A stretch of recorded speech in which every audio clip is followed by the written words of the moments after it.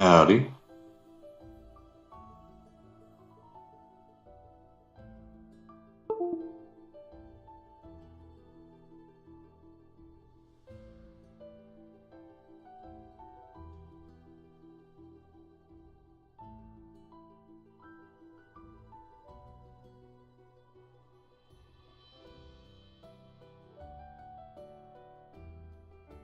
Hello, everybody. This is your host, Living Dead Cat, with another episode of Art and Mental Health. Come for the art, stay for the chat. And tonight's mental health topic is going to be about loss. This could be anything from a loss of a loved one, family member, friend, pet, in terms of if they had passed away or ran away, left, never saw them again, or you never got to see them in the first place and you're feeling that emptiness. Another form of loss is the loss of self. So we will be discussing a lot of these different items and hopefully ways to cope with them. More so on the fact of everybody's experiences with how they've coped with it. Excuse me. I am not a licensed professional. If you do need therapy or psychiatry from anybody, please seek out a professional who has licensed training in these matters. This is a group of my friends, and we all have this wonderful safe space here. Excuse me. And we also have the Sanctuary, our Discord server, which I will go ahead and post in the chat right now. And I will post throughout periodically in the evening. So please feel free. It is an 18 and up server. So if you are within the age limit, I hate that there is a limit, but we have a lot of adult themes in some of the channels, and some of these things are not child friendly. So if you need someone to talk to, if you need to reach out to somebody, you can reach me on Twitter, Twitch, YouTube, Instagram at Living Dead Cat. The same way it's spelled, with a 3 instead of an E. So without further ado, let's pull up this art so I can work on it while you guys join in or listen in and we have a discussion about loss. Hello, guys. So far we have Tolar and Vash in the chat. We will probably have a few other people join in, both in the chat room and in Discord. So we're going to give a few more minutes to have other people join in and reach out to those who had requested links and things. Still working on bringing some people Oh. One time I'm on time. in. And those of you listening in, if the music is too quiet or too loud, or I'm too quiet or too loud, just let me know and I will make some adjustments. And you know, I think like this little bit left, so maybe this time I'll actually finish. more cowbell. No, we're not going with the cowbell.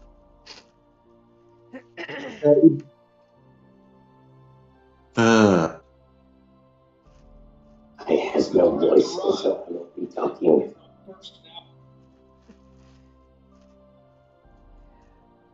Are you suffering laryngitis, or were you screaming too much at the last concert? It's allergies, so yeah. Yeah. It's not really.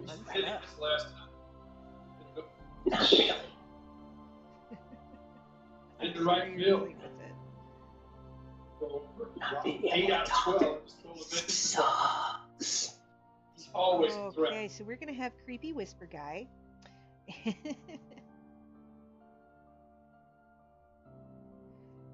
I'm kidding. He's not creepy. He's like a big old teddy bear. Very awkward teddy bear, but endearing. Right, Vash? Yeah, we're just gonna go with that.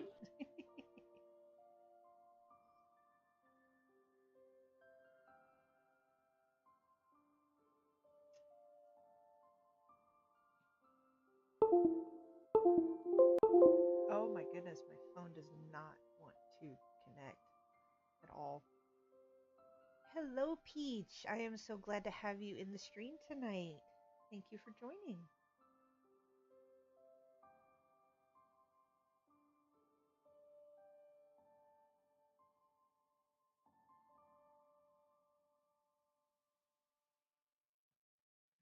All right. You're working on stickers? That sounds fantastic.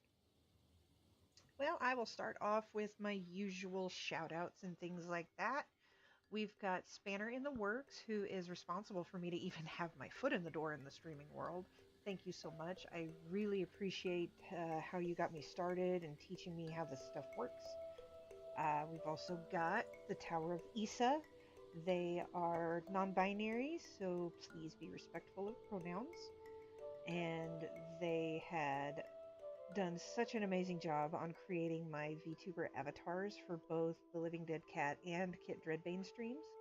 So massive shout out to them. You can reach them at Instagram or here on Twitch. They also stream.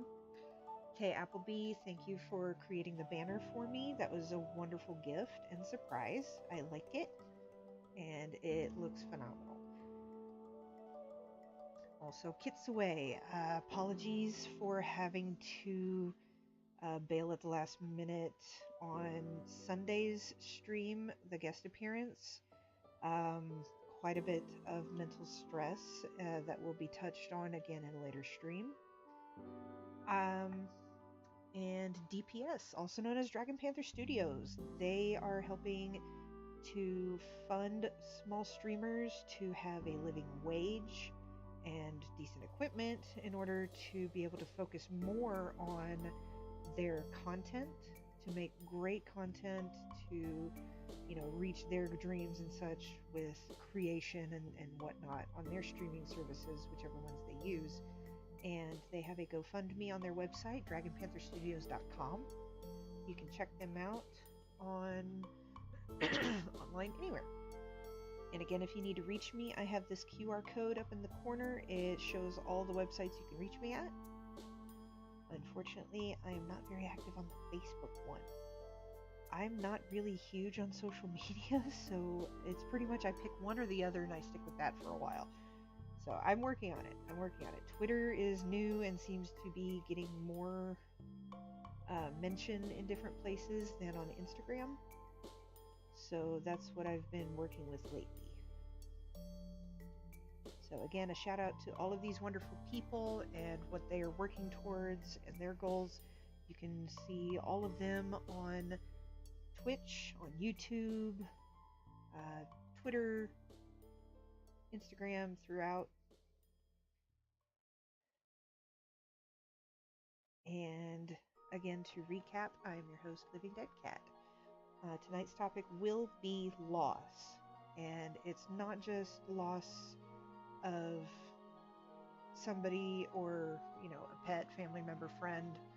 It's not just about that kind of loss through passing away, but also for never knowing them.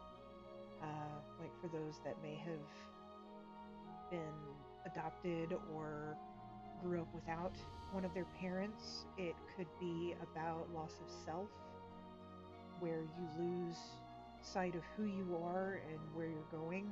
A lot of people have been struggling with that since COVID. And since a lot of places are opening back up, there's that anxiousness of, where do I belong in the world now? So we'll be talking about all of these different things and our experiences throughout and what we've been doing to cope, in hopes that somebody else can find something that works for them as well.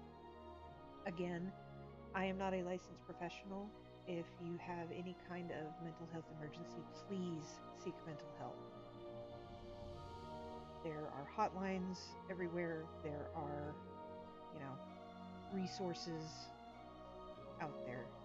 And I will be working on a way to get some of those out there to share on my Twitch page. So, let's see, who else do we have in there? Hydro Girl, welcome! Glad to have you back. Still getting a few stragglers, but I'm sure we'll have more come in. So I will start. The biggest loss that I faced was within the last 15 years, and that was the death of my mother. Now, I know in previous streams, I have spoken out about some of the things that she did in terms of, you know, whatever level of neglect you want to call it or anything. I still loved her very much. And I don't know if that is partially because I was constantly trying to, or part of the issue was that I was constantly trying to earn her favor, so to speak, to impress her, and then I would, you know, constantly trip and fall short. And we didn't get along very well. I was not the best kid. I was always, you know, sneaking out, getting in trouble, skipping school, not making the strongest, smartest choices in life. But, you know, all in all, I still was absolutely 100% devastated when I got the news that she died. The story is that she was planning a vacation in Mazatlan in Mexico. She loves the scenery there, the beaches and things, and she planned a trip with her and her friends. And she had a mini heart attack before leaving, but did not tell anybody. Or actually, no, she told my grandmother, but she decided not to tell anybody else in the family. So, one, that was quite a blow on the level of trust within the family, for the lack of communication there, because I don't know about you, but if I had heard that my mom was struggling and had a heart attack prior to her vacation, I would have done everything in my power to stop her from going completely and force her to, or, well, strongly urge her to seek medical attention. But she still went, and they had a great time up until they went to this one beach. And this is all information that was told to me from my stepdad, her husband, widower. I don't know how that all works anymore. But she wanted to go further on down the beach, even though there were signs, you know. But she wanted to go somewhere less populated, and this woman was as stubborn as they come. I'm telling you, nobody said no to my mom, pretty much. She would always find a way to get her way. And it wasn't necessarily in like an annoying way. She had this way of convincing people. And she went further on down the beach where there wasn't a lot of people, where they could have a more, you know, relaxed swim away from all the tourists. They went out, they swam a little bit, and then both her and her friend Barb got caught in a riptide, and they were pulled out almost a full mile instantly. And it took a while for Art and Robert to realize what had happened. So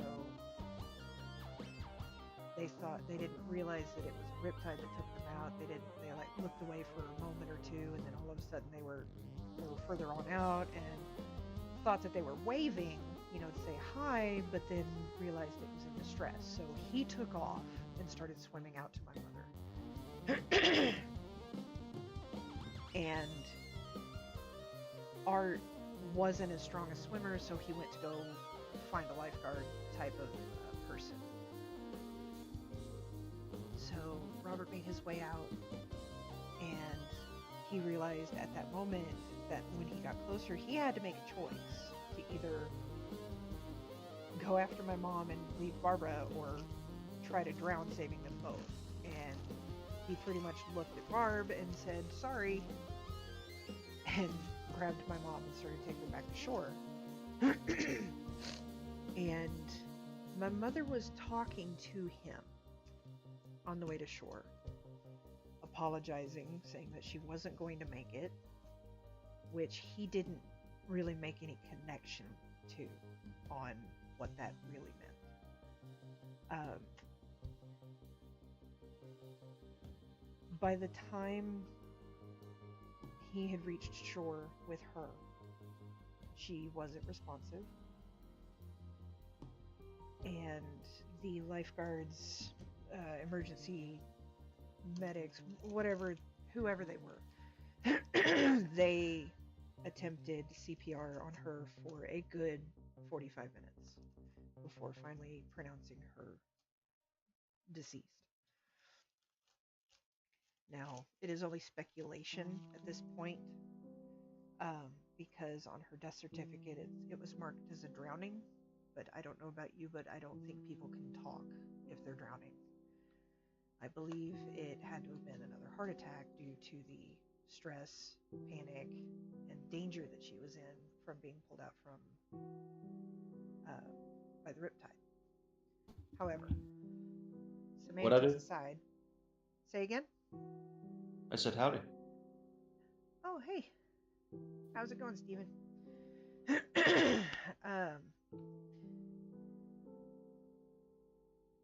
It took a long time after I got that phone call to be relatively consolable. I was 6 months pregnant to the day. Our last conversation we had was when I was in the hospital for what they only could think was diverticulitis or something like that. I was having some severe pain in my lower back, almost like at the bottom of my tailbone. So they couldn't, because I was pregnant, they couldn't do any kind of scans or anything. So they just kind of guessed. And my mother didn't know I was pregnant. I was too afraid to tell her. And to this day, that is something I am still kicking myself for. But we had an argument. And she had always thought me to be a hypochondriac. So when she heard I was in the hospital, she did her typical disappointed rant. And then we hung up angry. And then, excuse me one second, let me get some water real quick. When, like not even 5 minutes after she hung up, she called back to say that she was sorry and that she loved me. Which at the time I didn't realize it, but you know how hindsight is. She had never done that after an argument. And this was after she arrived. This was after she was in Mazatlan. And looking back on it, I think she knew something was happening to her or something was going to happen. There's I don't know. I don't know how long she'd actually been having any health problems. She kept it pretty secret. Whether or not she just didn't want to worry anybody or whatever it was that got into her head about it. She was fairly closed off with a lot of things. And so after I got home from the hospital, I relaxed a little bit and then I got a phone call from my uncle. And he rarely ever calls me for anything. But they were cat sitting while Mom was in Mexico. And he said he had some bad news and asked if I was sitting down. And my first thought is something happened to one of the cats. Because the last, 2 cats she had both ended up dying of feline leukemia, which just was awful for her. So I figured that's what the bad news was. And then I don't remember exactly what I was able to hear when he said that my mother died. Because it wasn't long after that I threw the phone against the wall and just collapsed. I lost it completely. It was like part of my soul was ripped out. And part of who I was gone forever. And it really, really hit me harder than a lot of people thought it would. Because of how much I complained, how much I, struggled whenever I talked to her, whenever I tried to, impress her with achievements that I've done and things like that. And to be honest, yeah, we're all gonna complain about our parents, our siblings, our lives, but that doesn't mean we don't love people. And when you suffer a loss of a parent, typically, whether you're close to them or not, it is quite a blow. I mean, this is the person that gave you life and all this other stuff. And it was such a fiasco to get everything ready for the funeral and such like that. And because it took 3 months for them to release her back to the US. And then all the family was there. They didn't play her favorite song. It was an annoyance. And then when I saw her in the casket, it was an open casket. It looked like a complete and total stranger to me. And I ended up being in denial for years because I couldn't recognize her, because I didn't want it to be true, whatever the reason. I would see her in the corner of my eye. I still do, honestly. I see people that looked like she looked when I remember her the most. Near the end, she had gotten like a super short, choppy haircut, and it was real dark brown. She's always been blonde for my entire life. Long blonde hair, somewhat curly or perm, like platinum blonde, golden colors. And she had thin lips, but what I saw laying in that casket was like paper thin. It didn't look like her. Her cheekbones didn't look right. And I know they have to do like caked on makeup for certain types of deaths after drowning victims get really pale because of the lack of oxygen and everything. But they just kind of overdid it on her. And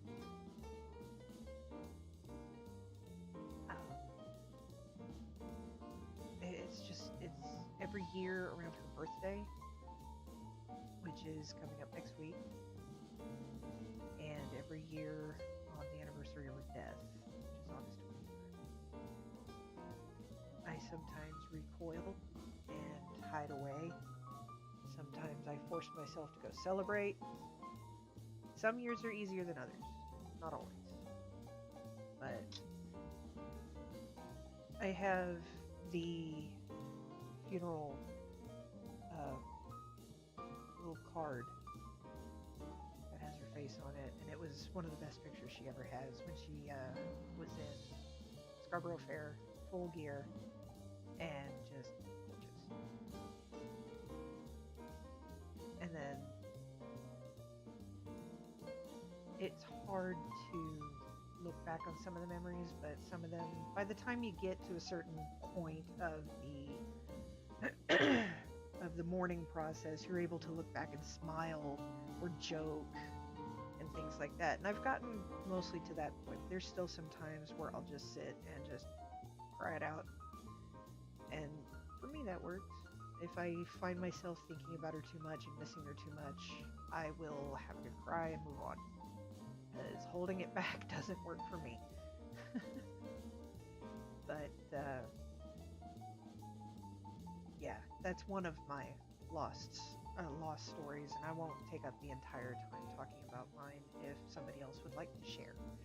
This one is a bit of a touchy subject, and if you're not comfortable sharing, you don't have to.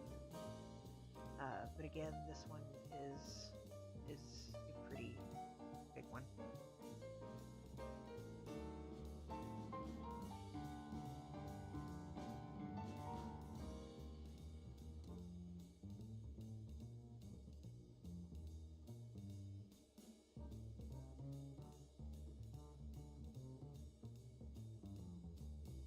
Okay. Well, if nobody has anything else to share, I can go on with one of mine. One of my other ones is the loss of one of my cats. That one hit me a lot harder than I thought it would. I had adopted Loki fresh from the litter. He was not properly weaned before they offered him, and I wasn't aware of that, but not much can be done about that now. I'm looking for a color. Where is it? There it is. And he quickly bonded to me. He was a big mama's boy and everything. He was a beautiful cat. He was a black Turkish Angora. Well, more like a sable brown. In the sunlight, he was brown. Regular light, he was black. So, whatever. Big, floofy face, huge floofy tail. He was a floofy butt. And he was a sweetheart through and through. And he was with me through a lot of tough times. He actually had a moment where he attacked a police dog, and I'll go into that another time. But I had him all the way up until I think about 2010. I think it was March or April 2010.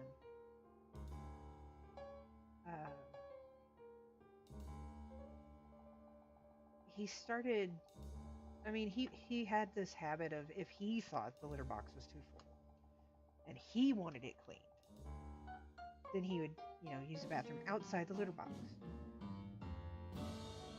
So I had to really, really keep on it.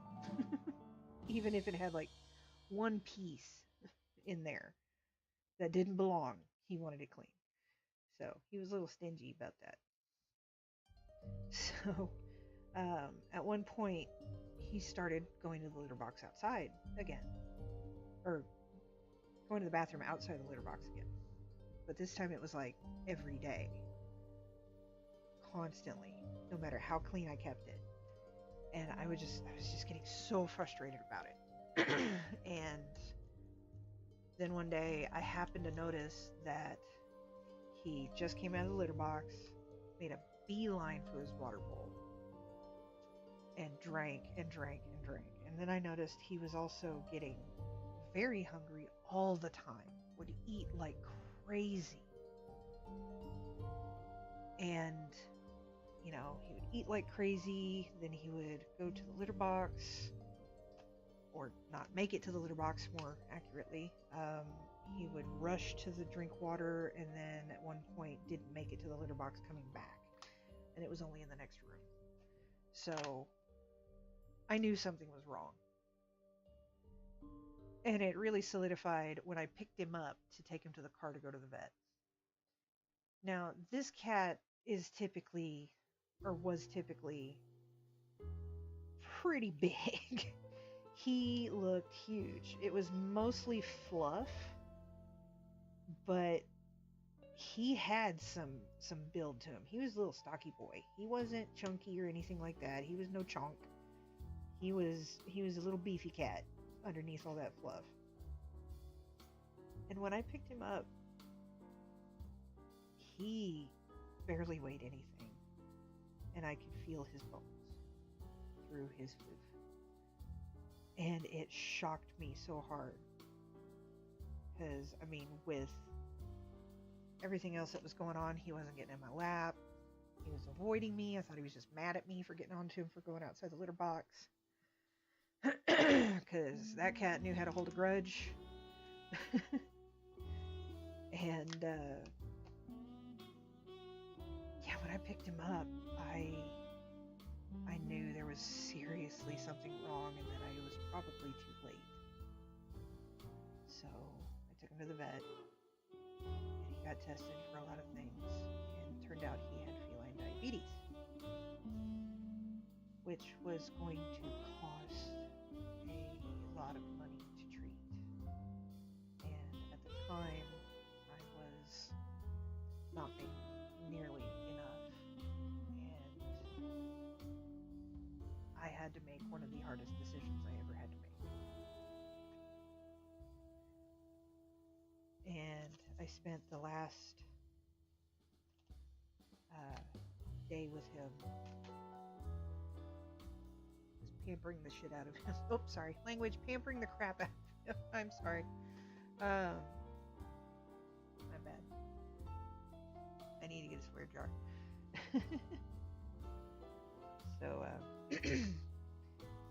yeah, pampered him, gave him lots of loves, and then finally took him to the shelter that would take care of what needed to be done without a cost.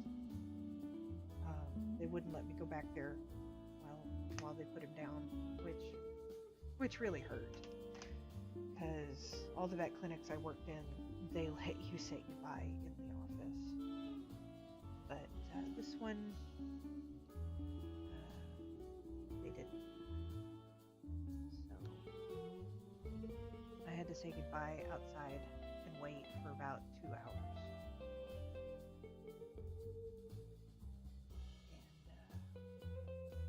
And it took a while, but they finally brought him back out to me. Back.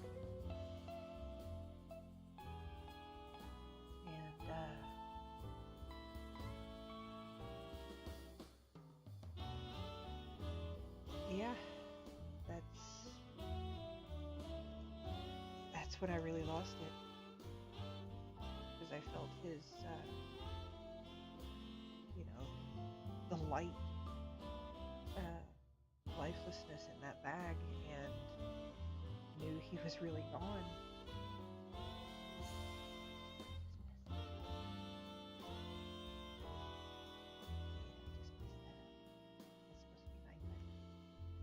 Oopsie. And anyhow, there was I took him home and found a place, or first I asked the neighbor if they had a shovel I could borrow so that I could bury my cat. And I spent the next 3.5 to 4 hours out in the yard, in the backyard, digging a place for him to be. And there was something that was almost therapeutic about doing that helped me say goodbye, I guess. Now, I mean, I was still a sobbing mess, don't get me wrong, but the act of burying the one or a lost loved one, was apparently something that I needed to get closure. Definitely can't deal with denial when you're in the middle of the process. And to top it all off, it started to rain right at the end. But I buried him with his favorite toys, some catnip, and his collar.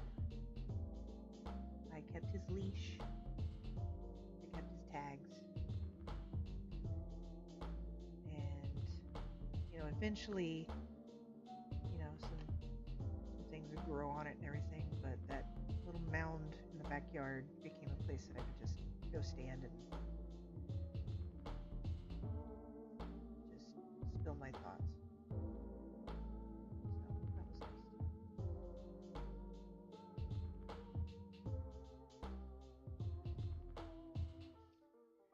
So that was nice. So that's a second story that I've dealt with for loss.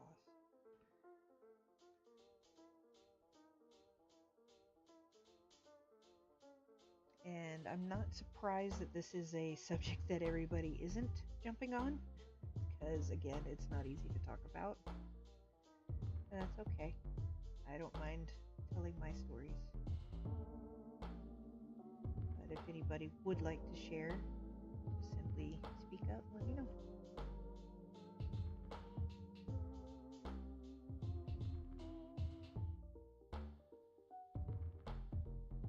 Or if anybody has questions. I think if I'll sorry, let me stuttering for a second. Yeah, 1, 2, 3. Now it's similar to, I guess, if I had to find a lost story that really impacted me or hit me harder than I thought it would. And I have to kill one beat. There you go. So I get reverb and like echoes on my end if I don't turn off one of them. But anyway, Yeah, it's okay. not to actually start. Yeah. God, it was probably back in 2016 or 2017. My dog passed away, and I had her for 16 years, and it was she was a mutt. We got her from the pound, but it's like when we got her, I didn't want a dog because I was doing finger quotes a cat person. But we went to the pound because she wanted a dog, and I was an enabler. And there's a dog that just had puppies, so of course we go for the puppies rather than the old dogs because we were young and stupid. And out of the litter of puppies, all of them except for this one ran up and started chewing on her shoes. So we got the one that didn't chew on her shoes.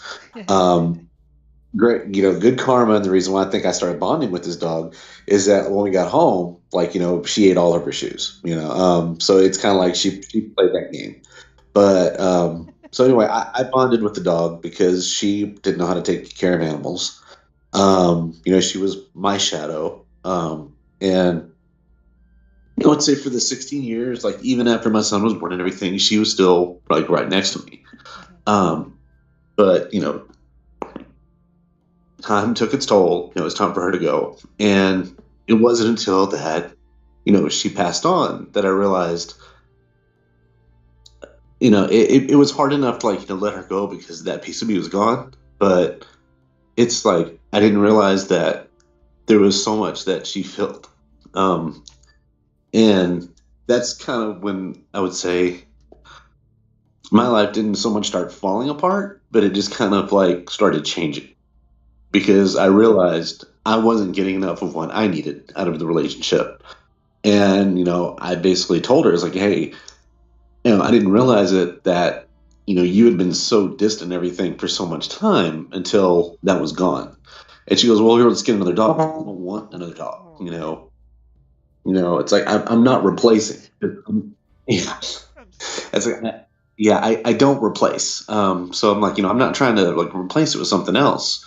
So, what I'm telling you is that, I realize now that, basically you haven't been stepping up, and, we talked about ways to fill that and everything. And a lot of other stuff happened. But at the end of the day, it's kind of I realized that, she filled a big, part that I needed in my life. And when she was gone and I'm hey, basically we need to change and evolve to meet this need. and it didn't happen. So I was like, okay, so it did open my eyes to a lot of things, but at the same time, it's like when you have something always there, like and always happy when you come home and like that, and you just turn around and it's not there one day. Yeah. So Oh yeah. I'm so sorry you had to deal with that. yeah, Yeah, and it's people. There's a lot of people out there that don't understand the kind of bond that an animal can have with a human as well, and the fact that they can be there for you, not have to say anything, and just sit with you in your worst times, and that in itself is a comfort. yeah, And to have that enthusiasm to see you, to have that want to be with you, is a base need that every human wants. And to not get that from somebody while they're there and supposedly there for that, well, not only for that, but to help provide that, is it's definitely something that our pets will take over if they need to. yeah. So, And I mean, I can distinctly remember any time that I was sick or I was laid up in bed, she would always jump up and like sleep at my feet. yep, She wasn't an I love affectionate that. dog, but she would like curl up next to my feet or whatever, and that was there at least. So, Hmm. And I am but glad that you were able to make that bond with your dog. And what was her name? Kahlua. Kalua. That's awesome. uh, yeah, Loki had a brother. I don't know what's happened to him because we had to give him away. Um, Yeah. but his brother was Puck. So both of them were aptly named little tricksters who liked to get into trouble. Mm. And Puck and Loki would just run all over the place, just back and forth, crashing into things, just wreaking havoc and general mayhem. But those two were like the best brothers. It was great. And Puck was the complete opposite of personality as well. He loved riding in cars, while Loki freaked out. But Puck didn't really care about being outside or inside. He just wanted to be around others. Um, he was the runt of the litter, had a kink in his tail when he came out, so it was. I think they said his tail was broken upon exiting the mother because it was breech or something like that. Um, I don't know, but he was a real sweetheart too. He was a silver tabby with like that deep black eyeliner stuff. It was really pretty. Um, but yeah. Oh, we got some talk in the chat from Peach. She said, when my Grams passed away, it was so hard on my mom and I. My Grams was my best friend. She was supposed to be living with my aunt, and my aunt left her in an apartment over 1,400 miles from any of us. My grandmother's neighbor called and told us that she was in the hospital after she fell and laid on the floor for 4 days. Oh my God. She was in the hospital for over a week before we were informed that she was in the hospital. She talked to us the day before she passed. My aunt called, told my mom that her mother was there. It's still hard for me on her birthday, which is coming up, and Thanksgiving, which is the day she passed away. I sometimes can still hear her voice, or I'll grab my phone and think of her. I feel like a big part of me left with her. And I am so sorry for your loss. And the the part about not knowing, I know must have been terrible for you, and I'm so sorry you had to deal with that. When my grandmother fell and hit her head and had a bleed on the brain, she was in the hospital for a week, and nobody told me any of this until 3 weeks later. So she could have passed away, and I never would have known. Um, that kind of thing is so hard to comprehend, especially from other members of the family. And was her birthday in April?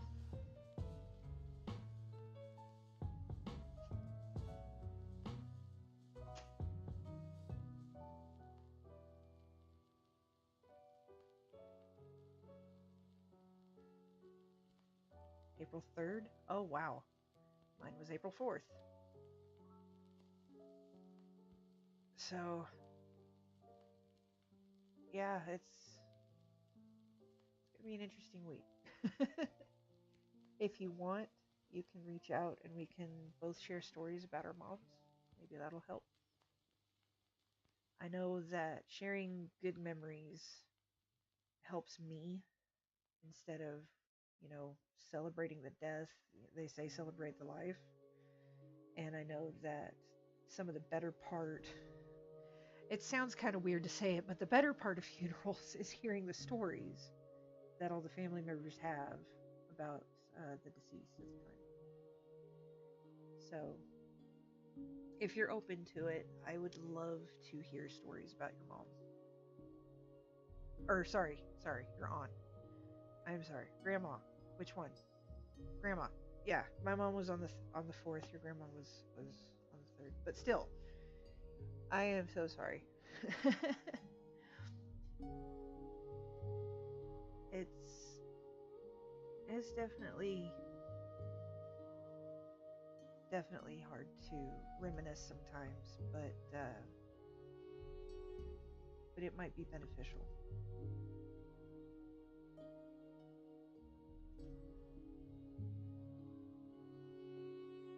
Now, I'd like that too.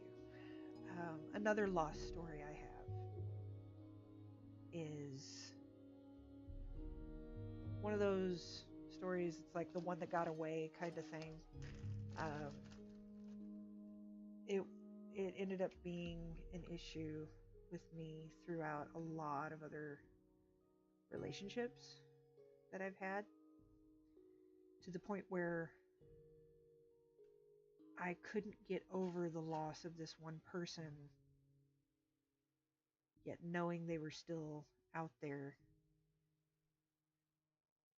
and knowing that they still thought of me, I ended up driving away one of my boyfriends for that, because I kind of still held out hope, which was very, very unfair for them.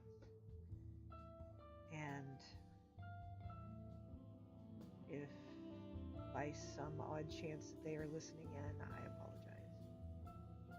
And that was not okay for me to be in that kind of state with them. It was totally unfair for my partner at the time. But his name was Jake. It was kind of one of those summer sweetheart type of things that just grew into me staying there. For 2 years, we were, tied at the hip kind of scenario. He would work, I would work, he'd come home, I'd come home, and then we'd go hang out. On the weekends, we were nigh inseparable, whatever it's called. And, we had a lot of good times. And I was unfortunately so naive, I had no idea that it was even a relationship that we'd had. I had it in my head that it was just some fling, that he wasn't serious, that, eventually it would end. I definitely was wrong. Yeah, even when he bought me a diamond necklace, I thought it wasn't serious. Because I honestly don't remember if either of us had ever told the other that we loved each other. And that's one of the worst parts, is that I can't remember if that happened. But eventually, fate intervened, I guess, whatever. I got an injury outside of work. They refused to let me back until I had a doctor's release, but at the time I didn't have insurance, I couldn't afford a doctor, so I lost my job. And I couldn't stay living with my brother without being able to pay some kind of rent. So my mom called and convinced me to move back home. I told her I didn't want to because of Jake, and she convinced me that it wasn't worth it, and that it was probably just a fling anyway, which was already in my head. And so I moved back home. I saw him once after that, before hearing the news 2 years later that had I not left that day, 2 weeks later he was planning on a proposal, which I obviously would have jumped at, but didn't get the chance to. And that sat with me for decades. It was something that I just could not let go of. I blamed myself, I blamed my mom, I blamed, anything and everything that I could. I couldn't let go through multiple relationships, and I tried talking about it through one of them, and that didn't work. I tried, and it also didn't help that Jake randomly called me out of the blue and was hinting at what he wanted me to say, which was that I loved him and wanted him back. But shortly before that, he told me that he was married, and I couldn't bring myself to say anything like that because I didn't want to jeopardize this current relationship. So I blamed my morals for a while, and I've never heard back from him. I've never talked to him again, seen him again, nothing. I have his picture and some pictures of his paintings that he did in an old photo album. But I have since, I'm pretty sure I've moved on from it because I've been in therapy for a while. I've talked about it there, and I think I've come to grips with, that's not who I was anymore. I'm not that person anymore anyway. I don't know if we would still be compatible with what I am now. And the last I heard is he was happy, and that's what mattered. So that one, it took a long time, and it caused a lot of further distress. But in the end, maybe it was for the best. So that was a relationship loss. I've also had friendship loss and loss of self and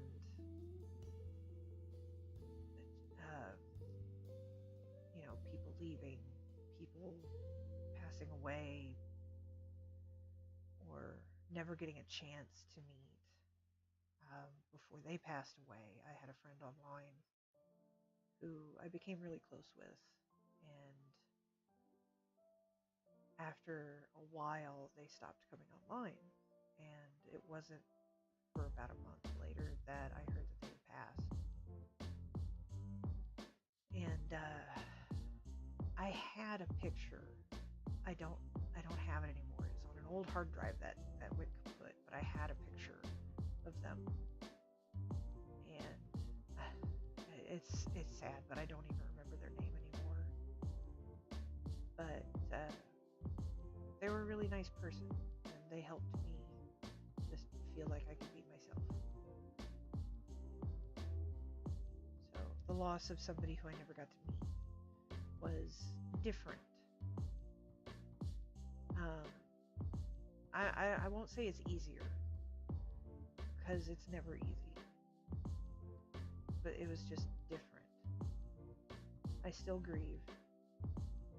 Um, it wasn't as intense as grieving over my mom. It wasn't as heartbreaking as with Loki. It wasn't as life changing as it was, uh, you know, with Jake. But it's still registered on such a hard level that I mourned for at least a week. They were a good friend to me, and it was hard for me to even come back to, the online group that I was with at the time. And then one that I've talked about before with other friends, but that I don't think people realize can happen, is the loss of a public figure and how that can affect people. We all hear about, celebrities passing away and how, Hollywood's never going to be the same, the world's never going to be the same. But the one that really, truly hurt, and I actually grieved for such a long time, and I still shed tears when I read posts about them, was with Robin Williams. I looked up to that man for so many different reasons, not just the kind-heartedness that he showed to the world, but the fact that throughout all of his own pain, he would rather spend his energy making others smile. And that's something that I had done for a long time because of him. I knew before I had my diagnoses that there was something wrong with me, that I didn't function the way normal people should. That I was way too stressed out and sad on a regular basis for that to be normal. That some of my thoughts couldn't possibly be okay. But I would rather make sure everybody around me felt good because I didn't want them to feel like I did. And that's still fairly true. I won't say I sacrifice myself or my own happiness for others anymore, at least. But I still strive to make people feel like they can be okay, at least. If they can't be happy, at least okay. And it gets to a point where it's kind of hard for me to console people because my defense mechanism is humor and silliness and all that stuff. So Patch Adams was the movie that it was a huge turning point in the way I looked at the world. The medicine or the medicinal effects of laughter and happy and stuff like that. And the struggles he went through as a doctor and all that stuff, and trying to find a way to make the world a better place. That's all any of us can do. But one smile at a time, that's what I try to do. Or, in this case, one stream at a time. Hopefully, there's people out there that are getting a benefit from this stream. That's my ultimate goal. That's what I really care about. I don't care about affiliate. I don't care about monetization with this one. I really just want this stream to be out there for others to learn, to grow, to feel like they've been seen and accepted for who they are. And when I heard that Robin Williams passed, I had to take, at least a day off work for that. I was shattered when I heard that, and why and how he died. And it just broke me in that moment. It was almost as bad as when my mom died. And I had never met the man. But he was an idol to me. He was who I strived to be, like the type of person. And Peach says that my movie that changed how I saw the world was What Dreams May Come. My Grams told me to watch it. I did. Fell in love with it. Yes, I absolutely love that one. That one hit on such a level that it's almost indescribable. It was amazing. He did so much good for the world, not just for his movies, but for what he did in the background that not a lot of people knew until after his passing. And he was just a wonderful person in general.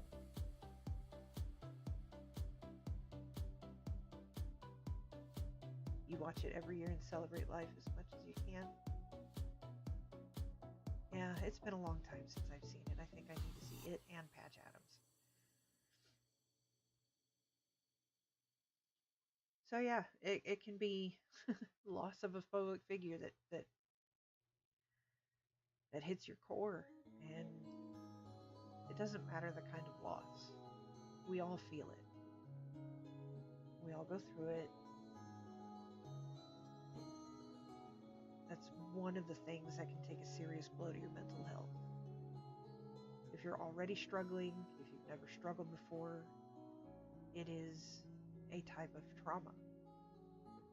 And unfortunately, trauma is not one of those things you want to try and suppress. It's hard, it's painful, it is miserable. But facing your traumas is a way to start healing. It's okay to not be okay. It's okay to cry, no matter your gender. It's okay to grieve when you need to grieve. You don't have to be strong for everybody else around you. Everybody deserves a chance to grieve and process to be able to move on. And while it may get easier to handle and cope with every year, every month, every day that passes beyond that traumatic event, it may get easier. That pain will always be there, not gonna lie. But we find better ways to handle it.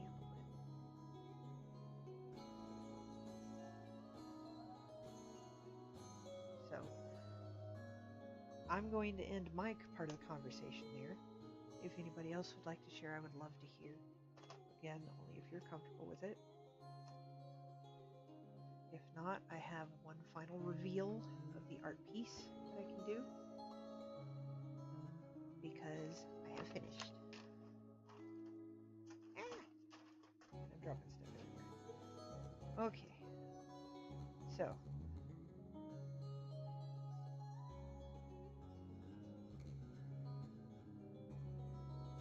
It is a very, very pretty set of eyes. Very mystical, very witchy. And as I have stated before in a prior stream, this is a gift for a friend of mine. Very dear friend of mine. I care about her very much. So, next stream, I will be starting a new art piece. It won't be paint with diamonds. I'm going to wait for a couple of art pieces and then I'll go back to one of those. Because these are huge. They take forever. Yeah. I'm going to do a horror piece. Touch back into my horror roots. Because I love that genre so much. It's fun. Well, for me. The adrenaline from jump scares, being able to escape reality of real life. Whoops, there's one missing. But Chasing people through the woods in the middle of the night. yeah, that's always a fun pastime. Actually, I have done that because I used to work at haunted houses. Mm-hmm. Or, been a kid. That's, been out in the boonies. But it's going to be a horror piece. I'm not going to release what it is just yet. But it will also kind of be for somebody else. I was given the idea from a boyfriend's special person. So, yes, it's going to be very, very fun. Okay, everybody, thank you again so much. Thank you, Mr. Darnett. Thank you for sharing. No problem. I know that wasn't easy, and I'll go ahead and say it. I'm proud of you for opening up about it, because whether you open up to a group, a family member, friend, or just a reflection in somewhere, opening up about things is not easy, but it has been proven to help.